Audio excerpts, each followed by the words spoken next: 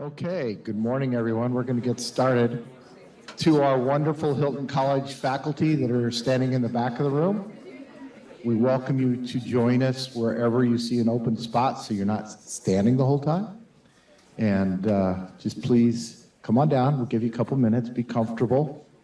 Don't want anybody uncomfortable. That's fine right here. I don't think we're going to have a whole lot more Eric's Club members here, but we might. Okay. I'm going to actually start a couple minutes early, and no worries if you're just coming in. My name is Richard Weil, and I am very humbled and honored to be the current chair of Eric's Club. And this morning, I would like to welcome everyone here to our 40th Eric's Club Distinguished Lecture Series. First of all, Dean Reynolds, Dr. Back, Dr. Dawson, distinguished faculty, our past chairs, we have 3 of them here, Dorothy Nicholson, Greg Rocket, and our immediate past chair, Steve Goodman, and all of our wonderful Eric's Club members. We welcome all of our students because that's why Eric's Club was created. And so we are absolutely delighted. We've got pretty much a full house here. One of our board members, and Lily, I don't know if you're in Vietnam or you're in Hong Kong, but I can see you're on the screen. Where are you, Lily? I am currently in Hong Kong. Okay, there we go. And Lily is a distinguished Eric's Club member and our board of directors. So we'll welcome you. And I'm thinking it's somewhere around 8 or 9 p.m., somewhere in that neighborhood in Hong Kong. Maybe even 10 p.m. It's 10 p.m. probably, because 12 hours, right? Rocket Man lived there, and he knows. So we welcome you. Eric's Club was established in 1999 by Eric's Club Emeritus board member and founder, Dr. Clinton Rapole. He sends his regards. This is only the second of 40 lectures that he's ever missed. He's at his 60th college reunion at Colgate University back east this weekend, and we missed Dr. Rapole. Eric's Club members must have graduated from our college for a minimum of 20 years in any of the emphasis of undergraduate, master's, or PhD programs. Our primary mission is to promote the Hilton College of Global Hospitality Leadership, connect, motivate, and contribute to the success and development of students of our wonderful college. Eric's Club also works to inspire the future leaders. That's you all, the future leaders of our industry.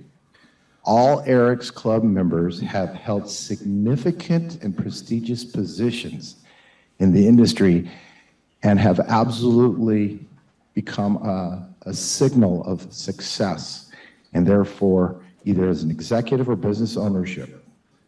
And so this is what Eric's Club is all about. There's a program to read more about us. 40 years, 40th speaker series. So it is my distinct pleasure to introduce the leader of our wonderful legacy college, Dr. Dennis Reynolds, Dean and Baron Hilton Distinguished Chair, and also a member of Eric's Club. Please welcome Dean Reynolds. Thank you very much. So one, it's great to have a full house. We've had years where it was standing room only, and then had years where it wasn't. So this is great, because this is for you. This is for the students. So who's heard of Eric's Club before? Goodness, good, nice, good answer. Just raise your hand anyway, but that's good. So when I got here 8 years ago, I had no idea what Eric's Club was. And everyone just assumed that everyone else knows what that is.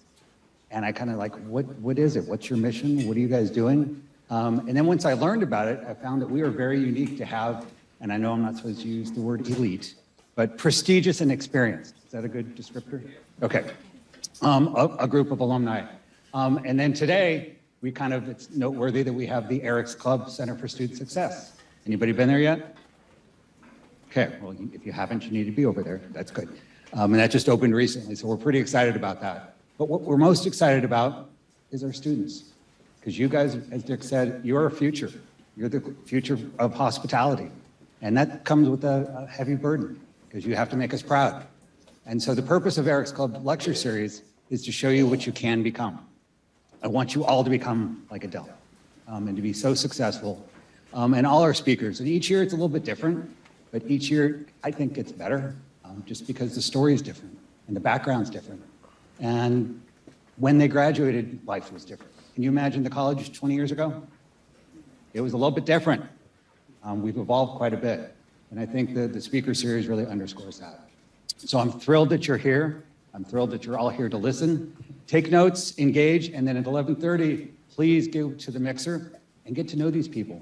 They're giving their time. Some people have flown in from other places. We have people from Hong Kong dialing in. Kind of cool, right? Thanks, Adele. Yeah. So as you get a little more enthusiastic, this is good. Who volunteered last night? Wow. Well, thank you. I will tell you the feedback has been tremendous. People were so excited. I heard from the provost this morning. He's never been to an event here.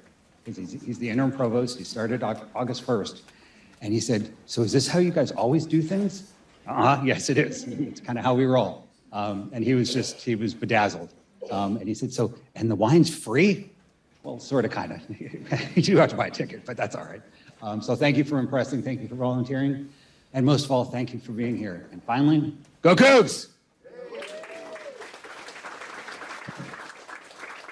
Absolutely. So for a few of you that are standing in the back of the room, there are a few more seats. There's like 4 or 5 up front. We hope that you'll take a moment while we're doing our final introductions here.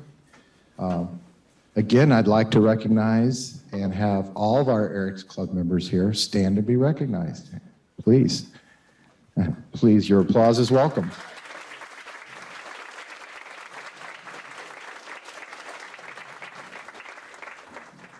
So we're very fortunate that last spring we had an amazing presentation by Jeff Heaney. Jeff is a wonderful, inspirational, distinguished Eric's Club member. Jeff is a graduate of Hilton College in 1992. He's been a member of Eric's Club since 2018, and as I mentioned, in the spring of 2022, he was our 39th Distinguished Lecturer, and it's my pleasure to introduce Jeff, who's the president of Mikasa Hospitality and Lifetime Brands, who will be introducing our featured speaker. Jeff Heaney, please.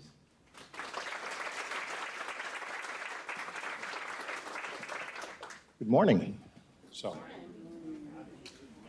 Today I have the distinct pleasure of introducing Adele Gutman, who I've had the pleasure to get to know a little bit better over the last couple of years. Adele is an expert. She's just an amazing, skilled person in the guest experience and reputation cultivation. She's the best at what she does, right? Her impact's been felt all over the world at hotels that she's been affiliated with. So many of you may not be in the hotel business, though, or interested in hotels. So you might be sitting here saying, why should I listen to Adele today? And I'm going to tell you the principles and the lessons that you learn from what she presents today, you can apply to any type of business, okay? And what I found is I've been able to apply some of them to how I interact in my personal life, right? So there's going to be a lot of things you can learn today. Really excellent. Now, when I was told I had this task of introducing Adele, I started jumping on this thing and listening to these podcasts, and I really encourage you, you're going to feel really motivated to do so after you hear her speak today, but just listen to the podcasts. They're usually 25, 30 minutes, really easy to consume, really enjoyable, really, really great. So a couple things I'm going to brag about Adele. I saw she was honored as one of the top 25 most extraordinary minds in sales and marketing. Wow, that's on an international level too, right? Right? Also, when she was vice president of the Library Hotel Collection, they repeatedly, and this wasn't just a one and done, repeatedly were ranked #1 in guest satisfaction in the luxury segment. And if you know anything about, there's a lot of competition there with companies that are very good at giving great customer experiences. And she repeatedly had properties that would win #1 on a global level. So just amazing. So there's something, you know, if you get to know Adele, very warm, always has a beautiful smile. She exudes hospitality. You know, these are really, I do believe, innate skills that she has and was born with. But I also know she's worked very hard during her career to hone those skills, improve those skills, and it continues today to learn and get better at what she does. So she's really worked hard to get to where she is today at this point. I already mentioned the podcast. I didn't know there's going to be this big, massive screen up here, so that helps me there. But a couple interesting things about her on a personal level. Her parents are survivors of the Holocaust. She was born in Israel. She came to the States, to New York first, and eventually made her way to Houston, where she went to the High School of Performing Arts. And as a dancer, I believe. That's right. So that was her passion at that time before she became an expert in guest experiences. She lives currently in Charleston, South Carolina, which is a really fast-growing, beautiful city right now. And she lives with her husband and dog Baxter. And I definitely have to read this because I never said this word before I met Adele. But Baxter is a Yorkie Shih Tzu, is from what did I say that correct?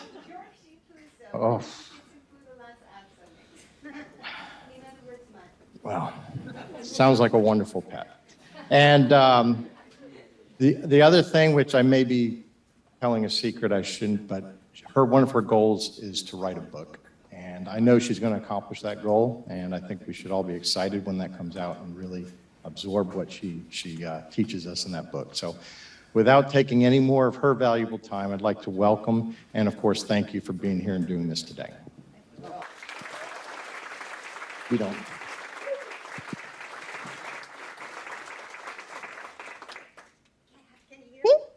Yeah, okay, fantastic. It is such an honor to be here. I really am so excited. I've been looking forward to seeing you all for a long time.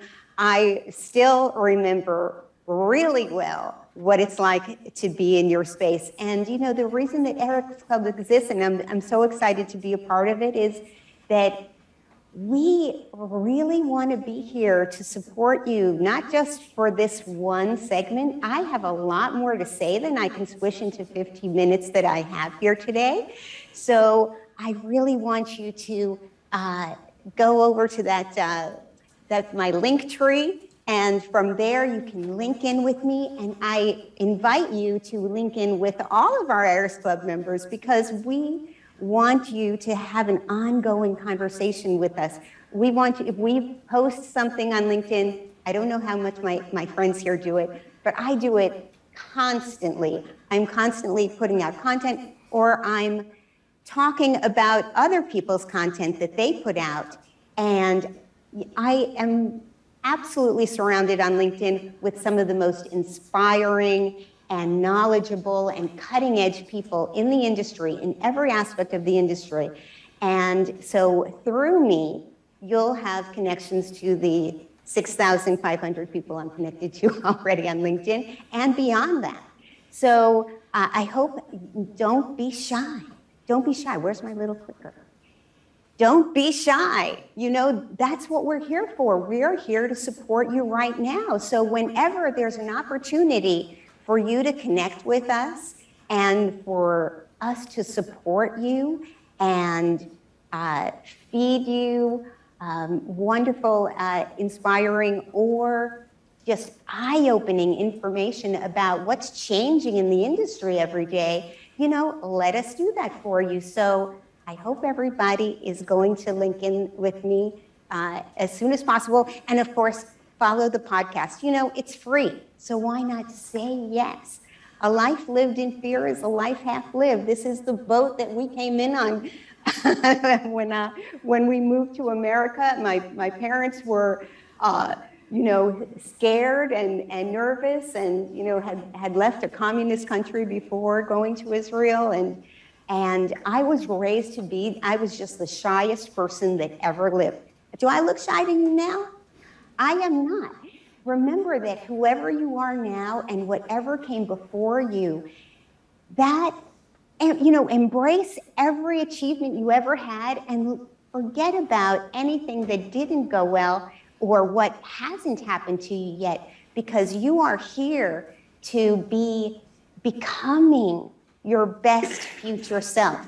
We are all in a state of change and continuous improvement. That is what going to this wonderful University of Houston and Hilton College is all about. So sorry to take so long on this slide. I promise I'll be faster with the other ones, but don't be like this shy little girl. She turned out okay in the end of the day. And believe me, you can be anything that you can imagine if you just remember you're growing. The past is the past. You're growing today based on everything that you do. I had the pleasure of going to HSPVA when we moved from New York. My father was an engineer, and I think in 1978, all engineers in the world descended on Houston. And that was the first time that I got a clue that I actually had to work. I was so afraid and insecure and shy when I was young that I didn't even understand what it was like to make an effort to achieve something. But dance is something that, nobody else can put your leg up there for you. You gotta put in the work. And it just started to crack open my shell of being shy because I was performing. When you're performing, it's like you're somebody else. And I love to hire dancers and actors and people like that in hotels because there is a performance quality in that. So always remember, hospitality is theater, and imagine yourself as the greatest caterer, the greatest front desk agent, the greatest dishwasher, whatever it is, do it with gusto because it's your stepping stone to learning discipline and care and putting that love into everything that you do. So that, I think I'm moving around too much. Am I meant to be on the screen for somebody over here? I'll stay put better. Sorry about that. I took a gap year between high school and college and taught ballroom dancing and country and disco at the Fred Astaire in Memorial City. And that was an incredible year of learning hospitality because I had to learn how to create trust. Me as a 17-year-old trying to teach a much older couple ballroom dancing for their wedding or whatever, having that rapport, learning how to give guidance without crushing somebody's soul by overcorrecting them, but to encourage them instead and help them envision the big picture of how beautiful their life will be if they know how to dance. And I kept on dancing in school too. I hope you still have wonderful dance classes like we had when I was here. And that really, it opened me up. It changed me so much, that opportunity. And then I had no idea when I started coming to hospitality, to this school, to the Hilton College, I had no idea what I wanted to do in hospitality. I just thought that would be a good place for me. And Clinton Rapole said, don't worry, I know what you should do. The Sheraton in Dallas has asked us to send 10 students up to do a sales blitz. And then you're gonna do that for 2.5 days, and then you're gonna go to the HSMA. It used to be called Hospitality or Hotel Sales Management Association. It's now the Hospitality Sales and Marketing Association International. I have been involved with it for 40 years, and it has been a lifelong connection of continuous learning for me. A lot of times I was in a leadership position in a small hotel. I didn't necessarily have somebody to teach me everything that I needed to know along the way. You're learning when you graduate here, it's just begun. You've gotten some foundation, but you're going to be continually learning throughout your life. And I highly recommend that you become a part of your professional association so that you can always see what's new, what's next, and learn not just the skill that you're working on right now, but how the whole world works in terms of your organization.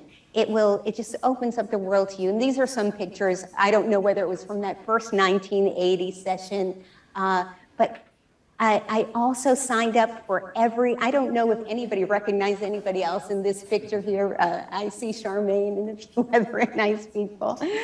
But I just said yes to every opportunity that came along. We need a group of students to do something. Yes, I'm going to be there. I'm going to be there. And if you do, you'll have the benefit that I had. You know, when I graduated, my brother always jokes that when I graduated from this school, it looks like I had already been working for 10 years because I had so many experiences doing sales splits or some kind of sales and marketing project with various hotels. And not only did I do that, but I also went to the meetings of those organizations in the city. I don't think that there is a Houston Hospitality Sales and Marketing Association chapter here. There are members here in Houston, but there are about 200 members here in Texas. And you know, it only costs $50 to become a member of HSMA when you're a student or a professor, and it costs a lot more after that. So I invite you to join us. And you know, you don't even have to come to the meetings, although it's great to do it in real life, but you can also go to a lot of Zoom meetings that may be free or just $5 for students. So I encourage you to do that as well. It made such a difference to me. And then one day, if you know Dr. Bowen, he said to me, hey, would you like to do your work study of 800 hours as a salesperson for the Quality Inn Greenway Plaza? Okay, when we went to school, all I was taught was it's all about Four Seasons and the finest hotels in the world. That's what we were being groomed for. But you know what? I said yes, and I learned so much. I went out and made sales calls every day. Once again, like it when I was ballroom dancing, learning how to create rapport, get people to sign up, be not threatening, but authoritative in terms of being an expert about everything I could answer about what I love to share about what made that Quality Inn so special and comfortable and affordable and a great fit for their company. And that was an amazing experience for me. And I hope you'll take advantage of just say yes, be brave, throw yourself in there for things that, you know, even though with dancing, I had learned a little bit of performance skill, but I still had some insecurities in me. But I managed to get my job out of college, starting at the beautiful, gorgeous Adolphus Hotel in Dallas, Texas. This is what I've been dreaming of, and representing such a grand hotel. It was just wonderful, and I started as a sales manager, actually taking care of the corporate accounts. They used to call it a secretary's club. I'm sure they have a better word for it now. I'm sure it's actually much more automated with booking on your device and things like that now. But we used to give points to the assistants who booked the reservations for people, and that was my job. And I really tried my best for them. But you know, the office manager, when I would say, you know, how can I get ahead? How can I do better? She would say to me, Adele, don't be afraid to get your hands dirty. And then I would say, what do you mean by that? Can you give me an example? No, just, you know, don't be afraid to get your hands dirty. Well, I don't know what I really tried to dig down deep and think of what was I afraid of? I couldn't imagine what it was. But all these years back, I've always remembered that feedback. And now I think, you know, maybe I was thinking only about my job and what I had to do and the list of tasks that I was assigned. But I think if I was hiring myself now, I would say, look around that hotel that you work at, or that restaurant, or that yoga studio, or that ice cream parlor, or that gift shop, wherever it is that you are a customer or an employee, and think, what if next week my uncle leaves this to me in his will. If I own this place, what would I see now that I would like to make a little better? What awesome thing do they have that I'm going to make a mental note of that I think that's great? And when I do something like that, I'm going to double up on or put my own great spin on that wonderful idea. Or what kind of friction point or what kind of slight disappointment I might have had in any experience. You know, it could be at the bank. It doesn't have to be a hotel, but great if it's at a hotel or restaurant. How could we diminish that friction point? That really shouldn't be there. Did that make me feel cared for, appreciated, and respected as a customer? Did that light me up and get me excited about coming back again? I think that having that entrepreneurial thinking about how the whole operation works, not just my job, but the whole operation, would have really helped me at that time. But you know what? It was all a great journey and every step at the right time. I left the Adolphus to go to what was the very first hotel that bared the Hilton brand name. It's now the Hotel Indigo in Dallas. And so I went from about, 400 room hotel to under 200 rooms here. And I felt, oh, you know what, this is relaunching. And so because it's relaunching, a newly renovated, a kind of a fresh name for this hotel, we were starting from the beginning as if, and that was a great experience because now I could really use more creativity and imagination and really put my thumbprint on things. It was a lot of fun, and I learned so much there. And then I got my first director of sales position. I don't remember if I was 25 or 26 years old. And the reason I have the picture of Susan Taylor there, she was the editor of Essence magazine, and she had a television show. And I would walk in, I'm now like the boss. I'm like, other than the GM, like I am the leadership, key leadership team person here, and I'm in the executive office, and I have to command respect. And I didn't feel, really empowered to do that, to be honest with you. I still felt like a kid. And so I would look at her, and she was everything I wanted to be. She exuded confidence, kindness, compassion, intelligence, just everything you want. And I would just look at the mirror, and I would say what she said on television to say to yourself in the mirror when you're brushing your teeth.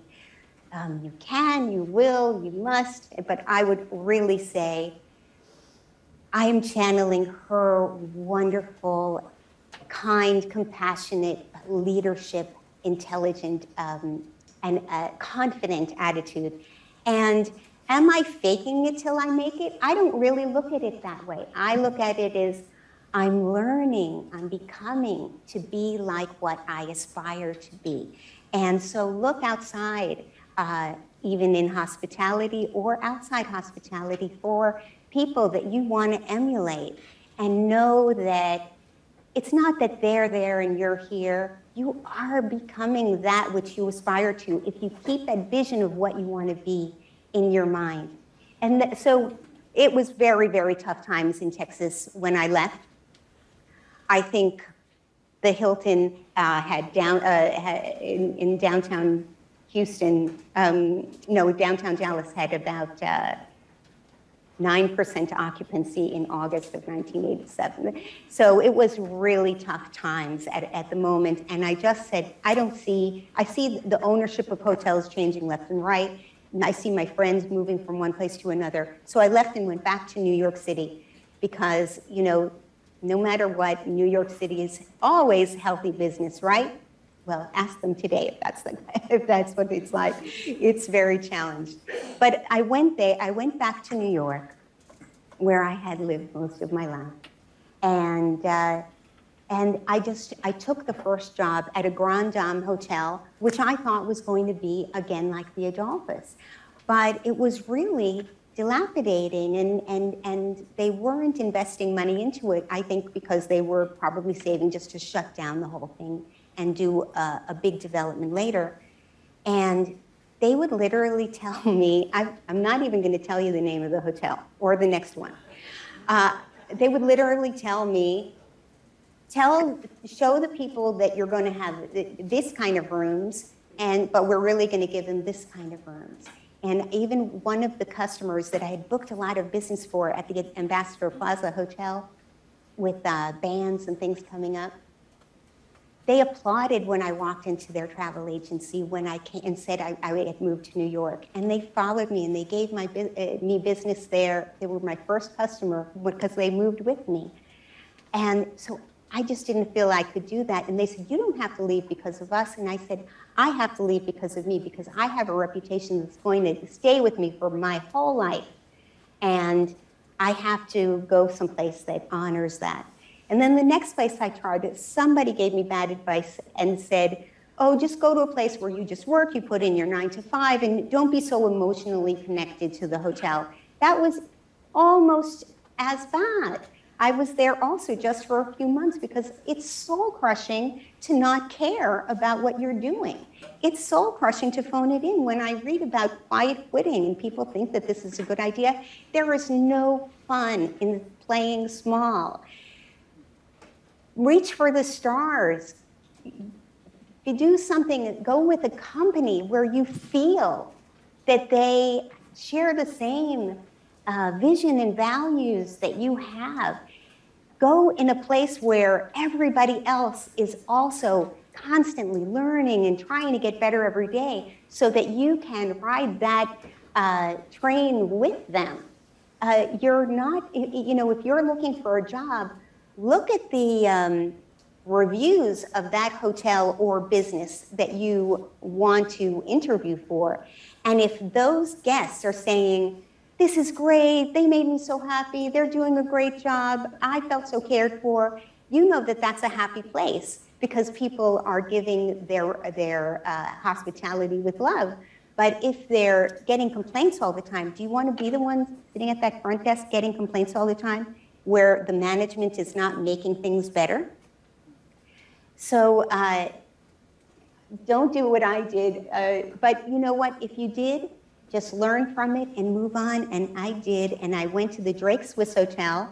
I spent 3 years with them. I had 3 different positions. So I got promoted twice. As I was started out as a sales manager. Then I was the director of sales for the Eastern region. So I was representing all Swiss hotels internationally, but to the East Coast. And then I became director of sales for the, I can't remember, I think it was maybe 500-room hotel. And then there was a lot of politics and things going on. I learned so much when I was there. I really learned a lot. But I know that if I had an idea in the morning, and I told my boss, and she told their boss, Switzerland would come back 9 months later saying, we got your idea, no. Probably what they were discussing wasn't even near the idea that I was originally asking for. So 1 block away, a new hotel was opening. It was a boutique hotel, and I knew that this would be really easy for me. I would not have to worry about politics so much because it's just a small property, and I was in a leadership position, so to speak, but I was really putting my head down and doing my own work, and I didn't have to worry about all those people and all those feelings, and that was really challenging for me. What are you going to do about all those people with all those feelings and everybody getting offended by things that other people did and little interdepartmental things? Maybe things will be different over here. I stayed with the Fitzpatrick family for 8 years, and every single year I learned something new. I did a deep dive into learning everything about public relations or everything about advertising or everything about not that much the OTAs, but wholesalers, for example. Every year was different, even though I was staying with the same title. But at one point I just said, you know what, I can't say one more word about Fitzpatrick's. Somehow I still don't feel like I am an insider. still feel like an outsider after 8 years. How is that? So my mother said, don't open the newspaper to see the ads in the paper. Don't call a headhunter to say that you're open to looking. Call the hotel that you love most and ask them, you know, if they have a job for you. So I fell in love with this beautiful little hotel called the Hotel Elysee. It was a block from where I lived. And I said, hey, you know, I know this person, you know that person, you know, we all know these same people. And they said I should call you. And I just wanted to let you know, I love your hotel so much. I'm always suggesting that we do things like what you do at your hotels. If you or any of your friends need some sales and marketing assistant, I wanted to let you know I'm available. He said, what time can you be here? I said, well, it's 4 o'clock. I can be there at 6. And the rest is history. And I had the best job I ever had, without a doubt. This was meeting Henry Callan, the owner of the Library Hotel Collection, was such a liberating experience for me, because instead of what I had been used to, going to meetings, going to other meetings, doing the minutes to the meetings, following up, did I do everything from the minutes to the meetings before I go to the next meetings, and the budgets and the forecasts and everything, so much bureaucracy for such small hotels. And he said, oh no, but let's talk whenever you want to talk. I'm there for you. And you know, your job is to make sure that this hotel and my hotels are, you know, financially successful. That's your job. So, you know, think as if you owned it. You know, what would you do if you owned it? And if you have any thought that you wonder whether it's the right thing to do, let's talk and just let me know what you're up to. That was just amazing. I could wake up in the morning and say, hey, what's the best thing I can do for the benefit of my company today? What can I do today that has the most impact for the company? I was not tied to a task list of must make sales calls. If I had been, I know I made a lot of sales calls in the first year when we were opening a new hotel, you bet. And I did whenever I needed to. But as the years went on, actually the year I started was the year the TripAdvisor was born. And reviews have forever changed the way we purchase anything, certainly hotel and restaurants, right? So if I had been tied to making sales calls, I wouldn't have jumped and went on this guest experience thing. I knew that what he believed by something that he told me when I first started. How am I doing on time? Good. I remember one thing that he said when I started, and that is, Adele, your first year when the Library Hotel opens, which is it's the 4th of his Manhattan properties, I want you to go there a little bit early and go to the club lounge where the breakfast is being given to the guests, and you know, help them make sure that everything looks really great, and look everybody in the eye and say, hi, good morning, how are you? How was your stay so far? Is there anything you need? Can I help you with anything? And listen to what they're saying. And it will give us ideas of what we need to modify in order to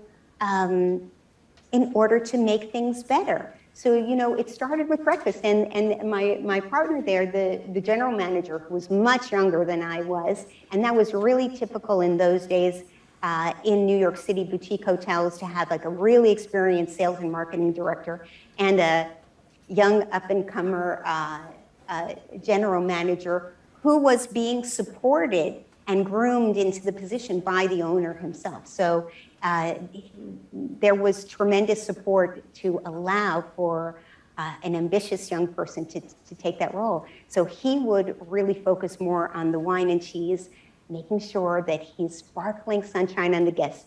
The owner, Henry Callan, used to say, romancing the guests. But I say, because I'm me, sparkling sunshine on the guests. Because the way you look at somebody, like the way the students who were serving us last night at Forks and Forks, and the people who I was talking to were all just beaming energy and enthusiasm and welcoming spirit. If you're doing that, if every single guest leaves happy, if you can listen to the problems and then correct them, not just for the guest, but also for future guests, modify, iterate, so that you have a better hotel tomorrow than you did today, that's how it should be. So I understood the mission, right? I understood the assignment.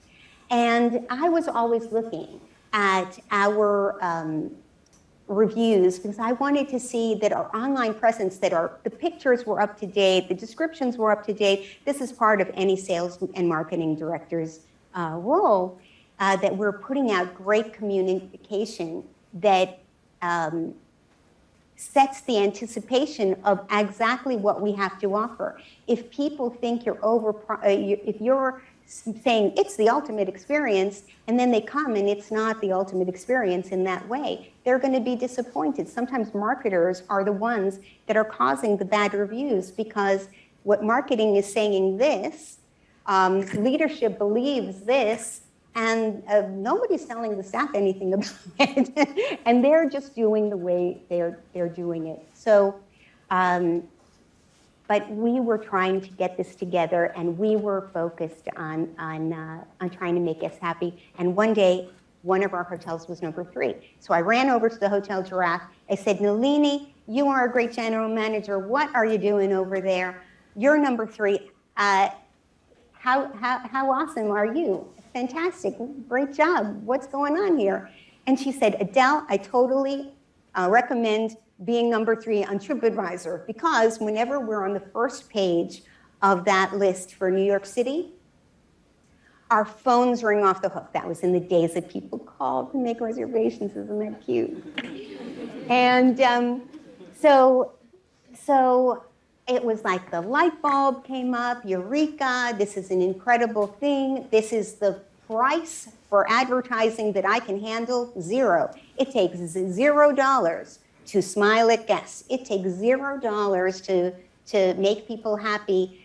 Let's make that be the platform for everything that we do, because she's saying, hey, if I have 20 rooms left over on the morning for that evening, and I'm on the top of TripAdvisor, my phone is blowing up, and we are getting rid of all those rooms, and we never had to make a discount when we're on the top of TripAdvisor. If you're on the bottom or in the middle of TripAdvisor and you have a bunch of rooms available, maybe you have to do a last-minute sale to get rid of those rooms. So this is a revenue generator, and I don't have to pay for advertising. Our guests are doing it for us. So I called some wonderful team together, not just these people, but a bunch of other people, reservations managers, general managers, front office managers, and of course the marketing and sales people. And I thought to myself, oh gosh, I really need everybody to say yes. How am I going to get everybody to say yes? I want to make a big new initiative for our company that is going to be our core thing. And how am I going to do it? And I just remember somebody saying to me, well, if you want people to buy in on things, you have to give them skin in the game. Let it be their idea. Let it ride on them. I heard it said, there's no telling what you can accomplish if you're willing to give give others the credit for it. And I said, you guys, are the best. Look at our incredible reviews we have. Like one hotel on the top of TripAdvisor, the other's not so bad. You know, we're all in the top 20%. But you know what? We have the best, sweetest, kindest people in the world working at this hotel. There's nobody that I'd rather be around. We have smart people who know how to solve problems, who know how to make guests happy. We've been doing a great job on it, but now we've got to look at why don't we go on it together on a journey of continuous improvement? Why don't we work on this together? I know that there's nobody who can outshine us. I don't care how fancy their hotel is. Nobody can outshine us on our personality. Nobody has better people. I think we can go to the top. What do you think? And they were like, yeah, we can. And I was like, oh, thank heavens, that is great. You know what? You guys are the experts in how to make people happy. Every one of you has a magic thing that you can do that you know that when you say that to a customer, you can see their faces just light up. So I want you to go back to your teams in every department head and talk to your staff. And I want you to compile those winning magical moments that really make people happy. And then and we're going to double and triple up on them. We're going to find out what the hostesses in the one hotel are doing. That is going to make it easier for the other hotel to do the same. Or if the morning hostesses are doing a fantastic job, we're going to learn from that so that the rooftop hostesses are also doing the same. So of course, I was compiling the whole thing, so I did get to put in my 2 cents worth, but they knew that it was really them that was creating this list of best practices.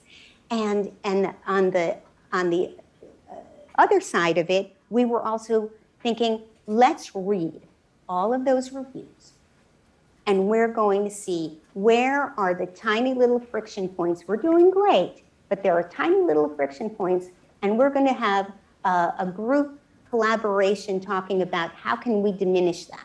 And sometimes it's the product, sometimes it's the process, sometimes it's the way we communicate to our team about it, or sometimes it's the way we communicate to the customer. It could be a lot of things, but we're going to be in a state of continuous improvement every single day. We're going to learn something, and we're going to document that so we don't make the same mistake again. And at one point, Henry Callan walked into the room and said, hey, what are you guys talking about? I told him we were going to have a meeting, but I didn't necessarily expect him to come. And I said, well, this is what we're going to do. And he says, this is very important. Do what she said. And I was like, yes, thank you. You know what? When I came to the library hotel collection and to Henry Callan, it was like a seed that fell on fertile soil. You know, he could coax out of me levels of achievement that nobody had been able to before. So it matters who you tie yourself in with. And so make sure that if you can, you know, it's soul crushing to be in a place where everybody is just phoning it in or just doing the basic, polite and professional. But how great is it? We're going to be the best. We're going to make sure every single guest leaves here so crazy happy they're going to write about us on TripAdvisor. And I would move mountains for a person like that. And I really did. And then one day it happened. We had 4 hotels in New York City. There were hundreds of hotels in New York and much more opulent than us. And we were number 1, number 2, number 3, number 4 in a row on TripAdvisor. And, you know, everybody just went crazy. What is happening over there? What are they doing? Are they bribing people to make reviews? And we weren't. We were just earning. We were loving our guests first. If you want your customers to love you, You have to love them first. And you could watch us grow along the way. 92% guest satisfaction next year, 93%, then 94.4%, then 95.3%, until we were 96.1%. And, you know, I mean, Four Seasons, Mandarin Oriental, Belmont, am I right? They're awesome places. And we were crushing them on the scores because there was someone there to apply gentle pressure every day. It's a daily discipline of continuous improvement, and to make sure that there was no fear, that everybody, 100% of the people, knew that we wanted them to add their intelligence and their creativity and their passion for hospitality to it. I did not inspire one review. Every single review was inspired by the team. And you have to remember that it's, you know, I thought that the pyramid went like this, where the leaders were on top and the you know, servers and entry-level people were on the bottom, but it is not. And I learned that from this man, Henry Callan, because he, I would say, so you want me to tell the general managers what to do? And he says, oh, not like that. Nobody will ever listen to you if you do that. You say, I'm here to help you achieve your goal of making all your guests happy. What's bothering you today? What obstacles are in your way? What challenges are you having this week? How can I help you overcome and, you know, really achieve those goals? I was like a consultant, and that gave them the dignity and the permission to be creative. And, you know, you don't want to be a hippo, which means the highest income person in the room or something like that. You don't want to be that, highest paid person's opinion or something like that. You want to let other people, believe me, like if you talk to the housekeeping team, what is it that they need to make people happy? How can we make things more efficient and better? They'll always know. They know. So if you always give your opinion first, you'll never get results like this. You have to let them do their thing. And then we had the beauty of opening up the Aria Hotel in Prague. That was the #1 luxury hotel in the world on TripAdvisor in 2010. And I also helped open the Aria Hotel in Budapest. And before the first shovel hit the dirt, we knew we wanted to be #1 in Hungary, but we never dreamed that we would be #1 rated hotel out of, you know, over 1 million hotels in the world on TripAdvisor, but based on guest reviews, not based on opulence. There are lots of beautiful hotels in the world, but it's the beautiful people doing beautiful things that really makes this happen. And you can see that three of our New York hotels made the top 25 in the country. So they weren't just top in the city, they were top in the country. Everybody noticed, and I even got an email from the, you know, $14 million a year CEO of TripAdvisor saying, wow, look at you go, you know, your hotels are doing amazing. And I was invited many times to speak at the TripAdvisor master classes and even, you know, flown to different cities to speak. And we got tons of awards. I can't even begin to tell you. And everybody was just like, how on earth did that happen? But you know, all it was a discipline that will work at any hotel, any restaurant, any yoga studio, any ice cream parlor, anything. If you focus on something, that is where the energy will flow. I don't know if I think that came from a movie, but you know, if everybody is tracking the scores, if you have your guest review scores on your P&L statement, Oh, by the way, did I mention I was the Vice President of Sales, Marketing, and Revenue? I wasn't the Vice President of Operations, but according to my boss, the guest experience of course, is a natural part of producing revenue. If you make a sales call, they're going to check your reviews. If you put out an ad, they're going to check your reviews. Public relations may put something together, but they're going to read that article and then they're going to check your reviews. If you have a meeting that you want to come back a second time, if they're not loving you, they're going to say, well, everything was good, everything was fine, but a new hotel just opened and we want to check it out because we're looking for love. And you have to follow, it's not enough to follow your ADR and your occupancy and your RevPAR. Your guest reviews will absolutely impact your revenue. McKinsey & Company did a report saying that hotels that have high reviews with cross-trained teams that are flexible and responsive to guest needs are producing 300% of revenue and 150% to stockholders. So if you want your asset to really unlock the value of that asset, you've got to put the guest experience in the front. And that's why the master marketer, Peter Drucker, said, culture eats strategy for breakfast, because culture is something that goes on forever. And so my focus, and I invite you to share this because it will work anywhere. When you create a culture of caring, collaboration, and continuous improvement, and you're doing it every day, and you're inviting that spirit into every decision you make, you're going to reap the benefits of it. And when I say collaboration, it has to be collaborative, because I cannot inspire great reviews or guest loyalty from the executive office. It is the team that does that. So they have to have skin in the game, and 100% of your team in every single department has to feel, I am the one that brings in those great reviews.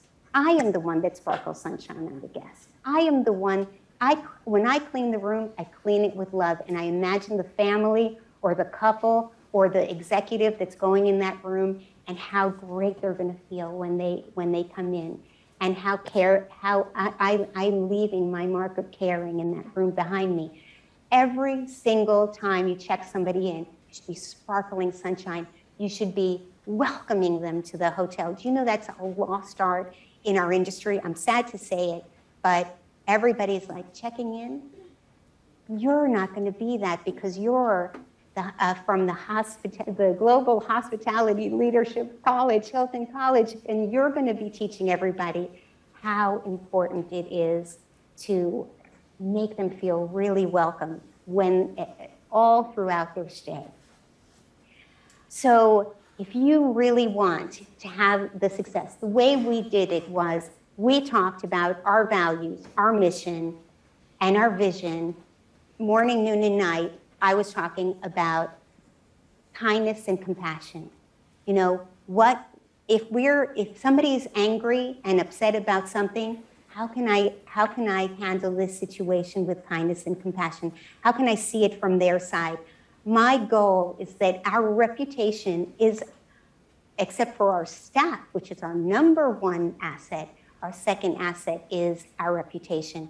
So what are we going to do to make sure that they leave feeling cared for, appreciated, and respected? We're going to treat them with kindness and compassion and we're not going to worry about the emotion that is coming towards us. It's not about us. It's about something that happened in their lives, and we're going to be their ambassador to happiness, to help them out and get them over that hump and get them through the rest of their day. And that means you have to embrace feedback, which can be tough, especially if you're a GM or something. You want everybody to say nice things about you all the time, but you know what? It's better to be humble and say, this guest chose to be with me, and now they're telling me something. They're telling me how they feel, and I'm going to listen, I'm going to think and collaborate with my team, because maybe I don't have all the answers. I for sure don't have all the answers, but my team as a combined unit will. So we're on this continuous change, and Einstein said it so well: intellectuals solve problems and geniuses prevent them. But you know what? It is so true. Very often we're taught service recovery is about solving it to calm down the person in front of us. You know, sending them a breakfast coupon. That doesn't make them feel happy. But saying, you know what, you're absolutely right. That shouldn't happen like that. I'm going to have my chief engineer over the next week check every room for that particular issue and make sure it doesn't happen to anybody else. How do I feel now as a guest? You didn't give me a free night, but you made me feel cared for and appreciated and respected. And that is really what people want. So we can save time dealing with the same problems every day, in and out, in and out, in and out, always dealing with the same problems every day. We can save time if we just look for the root cause of that problem and try to collaborate to find a way to preventing it from coming back. We can save money, because why spend so much money on advertising when your customers can do the advertising? And we'll just have a lot more fun, because don't you think everybody's going to have more fun when you're just getting compliments all day long about how wonderful you are? Or do you enjoy having emotional fits in the lobby? What? I think I know. So it's really important to know that empowerment isn't about permission. You have to give your team confidence and freedom. You know what? I know that you guys are smart people and you're going to make good decisions. I'm going to give you all the parameters. Stay between this and this, because you can't do anything that hurts other guests, and you can't hurt anything that do anything that hurts our company's safety or anything. There are so many considerations. We're going to tell you all of those considerations that you should be making, but within that, please use your passion for hospitality and your creativity to make us happy. And I promise you, even if you do the wrong thing, you'll never get in trouble for trying to do the right thing. We're just going to learn from it and move on from there. And no blame, no fear. I talked about fear in the very beginning. You know, a life lived in fear is a life half lived. There is no happiness and joy with a team full of people who are afraid to do the right thing. They won't do anything at all, and that's an action in itself, and it's not a positive one. So then, whether you're winning or you're learning, you always celebrate. And I make sure that the reviews are everywhere so that the staff can see what they're achieving, and we're constantly saying, you know what? I really like the way you handled that. Or, you are such a superstar. Look at how many people really respond to the way you're delivering that. And I try not to make it too individual. I try to make it more the team, because I don't want anybody to feel left out. And it is a team event. You don't want to have just heroes and losers. You want to feel everybody is part of the winning team. Forget polite and professional. This is hospitality. We're here to make everybody happy. Life is tough. Look at the last few years, how tough life has been for so many people. They deserve a break today, as McDonald's said, whether it's for a bunch of French fries or for a nice vacation somewhere. Everybody at any price point or socioeconomic background, I don't care. Even if you're staying at an economy hotel, it should be clean, it should be fresh, it should be welcoming and warm and there to make sure you feel like a VIP. No exceptions. So we're Hilton College, right? We're never gonna settle for polite and professional. We're gonna wow and sparkle a little sunshine and everybody we see. And to do that, we're going to make sure that they feel cared for, appreciated, and respected at every encounter. That should be the litmus test for every exchange you have with another human. And you can start practicing that today with your mom, for example.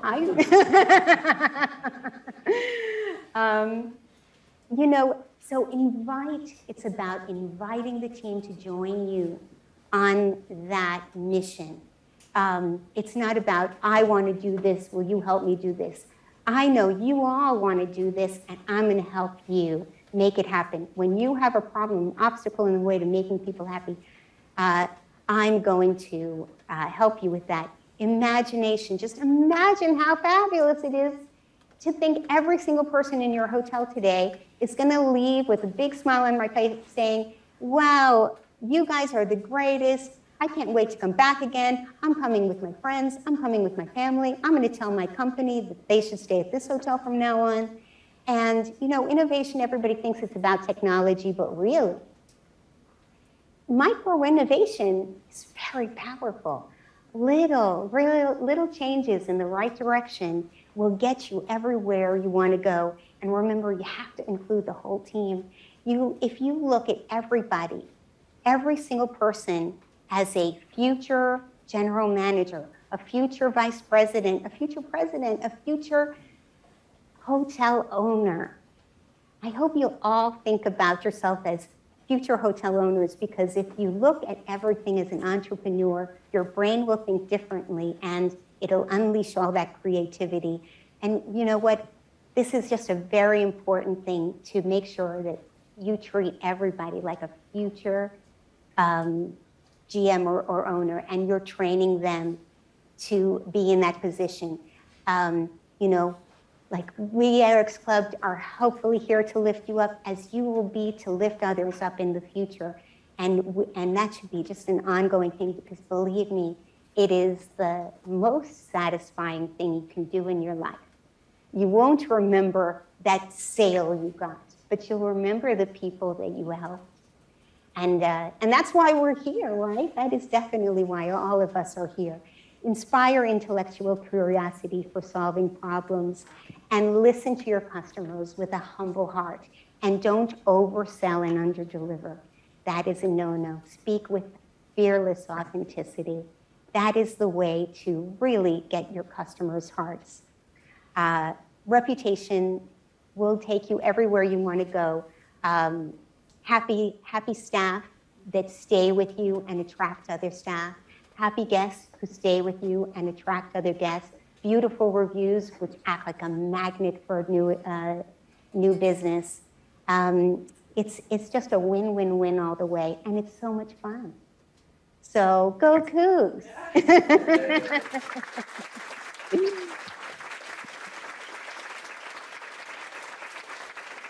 Thank you.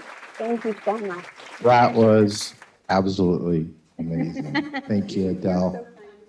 So I think we have a few minutes for some great questions. Yes, young lady. So I know you worked at different hotels and kind of tried it out. How were you able to find your specific values? Because, you know, hotels, they all have their own values. How were you able to, like, figure out, this is what I like, this is what I want from the place I work at? That's a really good question. Did you want to repeat it? Or? Well, I'm going to have you speak into this mic. We're trying to get the other one going. The recording. Yeah, so my question was, like, you've worked at different hotels, you've had different experiences, they all bring their own values. So how were you able to find your own values from all those different hotels and align them with you? I am so glad you asked that. I did not have the benefit of looking at reviews and things like that. But now, I'll tell you how I did. I had to learn by bumping my head against the wall. I was at a big hotel, a medium hotel, a small hotel, back to a big hotel, a medium hotel, and a small hotel. And you know, for me, I loved the boutique hotel. I just loved the fact that I could get my hands dirty in the entire operation. I can be a part of the whole thing. And I was blessed to have this great hotelier, independent hotelier, Henry Callan, who, as I said, really brought out the best in me and gave me a lot of freedom. But I think that when now you can be on LinkedIn and you can look at the leaders of those companies and see what they say their values are, and then look at the reviews and say, are they living their values? So you have a great inside scoop that I simply did not have. But for me, definitely, being in a big hotel was a great experience for me to learn from, but boutique hotels are my heart because I'm a creative person, and I like to be creatively expressed, and I love to see the team being creatively expressed and being unique. Great answer. We have another question over here. Abby's going to bring you a microphone. By the way, this is Abby Markowitz, and she is our intern for Heirs Club. So Abby, thank you. Thank you, Abby. Okay, so my question is that you said you've worked at like bigger hotels as well as smaller hotels. Do you find it harder to build like that camaraderie and like more uniqueness within a bigger hotel? Were you able to achieve that, and how so compared to like a smaller hotel, like a boutique hotel, which you prefer? You know, I don't want to say that you can't have that camaraderie. A lot of people do find that camaraderie, but I do find it maybe more siloed, like your team and the other team, not quite as much together. When we at the Library Hotel Collection opened a 400-room hotel, we really were working tirelessly to try to find a way to have a lot of interdepartmental mingling going on. And we had a wonderful HR person there to help make that happen. But, you know, for me, that there's just nothing like the boutique hotel where it really feels more like a family. You know, that's just me. Other people are going to love and thrive big hotels. There's something to be said about them, especially resorts with those big pools and everything. It's fun. It's fun. So you have to see for yourself. Sorry. Another question. Yes, we have a young lady up here. Hold on. I'll just hand this to you. That'll be easy. So, as someone who's more introverted and shy when it comes to talking to people, hearing you say that you used to be shy kind of like gives me hope. But I was wondering, like, what helped you become more open to like talking to people or becoming less shy? Well, you know, as I said, I looked at people who were doing it, and then I channeled that and said, that's who I'm becoming. That's who I'm becoming. And somebody said something wonderful to me once. And talk about getting just little snippets of wisdom from my Hospitality Sales and Marketing Association members, fellow members. He said to me, my best friends now are some people that I knocked on their door, I called on as a client. And we just achieved such a wonderful supportive relationship that we are really great friends. So know every time that you make a call or knock on someone's door, they can be your new great friend forever, you know, and just look at everybody as being a potential person that is going to enhance your life, and you're going to enhance their life. And it gives you a little bit of bravery, I think. I hope so. But believe me, you know what? Even in hospitality, it's okay to be an introvert as long as deep down inside you have the spirit of hospitality in your heart and you want to make people happy. I may have been shy many times, but I had a mission and there was no other way to do it except talking. So I would just have to get up in front of people and share what I had to share and hopefully empower them to make their lives better while making mine better. We have another question. If you think of the best employee that you have ever had, what qualities or things did that employee do differently to make it like a special experience to the guests? Oh, Yes, that's such a beautiful question. If you walk in with a desire to serve, which is such an honorable thing to do. Some people think, oh, is service, that sounds beneath me. I can't even understand what that means. There's no greater honor than to be able to give somebody a beautiful experience that they'll remember forever, and to make a little positive light in their life, right? So if you're thinking about that, I want to make this person happy, and you listen to them, and you're beaming, welcoming with your eyes, and you're at full attention with them, and you're being thoughtful about what they're saying, and they're saying, oh, yes, somebody checks in, and you see that they're pregnant, and before they make it to the room, housekeeping's already been in there to put a pregnancy pillow in the room.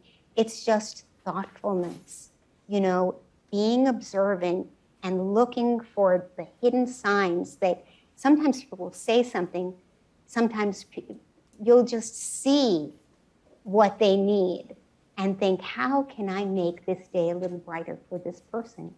And that's, like the best assistants I ever had were people who I didn't ask them, but they said, oh, I know that you're getting ready for a photo shoot, and I know that you said you want to do this and that. So I put a list all down for you, and then I organized the sequence of taking pictures by walking through the building, so you're not going here and there. And, I thought that would maybe be helpful for you. You think? Yes. Wonderful. Yes, please. That's a future leader right there. It's a great answer. So I'm going to segue. We have something coming up here in about 15 minutes called a meet and greet. And I'm going to move us into that here in just a minute. So more questions. My 17 fellow Eric's Club members are also going to be in there for the meet and greet. And of course, Adele Gutman will be there as well. But first, I'd like to officially welcome two of our 4 newest members of Eric's Club are here. Kelly Deshawn from Galveston is here, and we're welcoming Kelly. And one of my favorite people of all times, I can't get out of this because I got to stay here. Dr. Agnes DeFranco is a new member of Eric's Club. So we will be honoring them more this afternoon at our Eric's Club luncheon. But for now, I'm going to invite all of the Eric's Club members up here. And Abby, can you help facilitate the chair? And we're going to, I'll ask Katie, where does she want to do the picture? I know she's here. There she is. Where would you like to do the picture of our Eric's Club? And come on up, fellow Eric's Club members. This is a tradition of Eric's Club. So if those of you that don't and have never read those bios on those 6 wonderful, inspirational people back there at Alumni Hall here, take the time to do that sometime. I was a guest lecturer in here the other day, and I know some of you were in here. How many were you in here on Tuesday? Yes, and how many were you in Dr. Back's class on Tuesday? And how many were there last night that I shamed into being here today? I know. I didn't shame you. You already were planning on it. So we're going to take a picture. May I ask, I think we'll cover up that scooter. I don't think that'll be a problem, Katie. I think we'll be behind that. So this is a tradition. Our featured Eric's Club distinguished lecturer. May I seat you, young lady? Thank you. All right. Is this okay? I think I should take. Yeah, I'll let Debbie. All right, Eric's Club members, please, if you'll come forward. And we'll let you all do your magic. I don't know how we're going to do all this, but we've got a good group.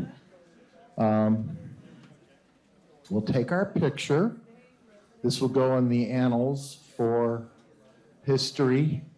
And then I will be introducing Dr. Back in a couple of minutes. And Adele, can we hear it for Adele Gutman one more time, please? In fact, stand up. You all need a little standing. Now give her an applause. Standing room only and a standing ovation.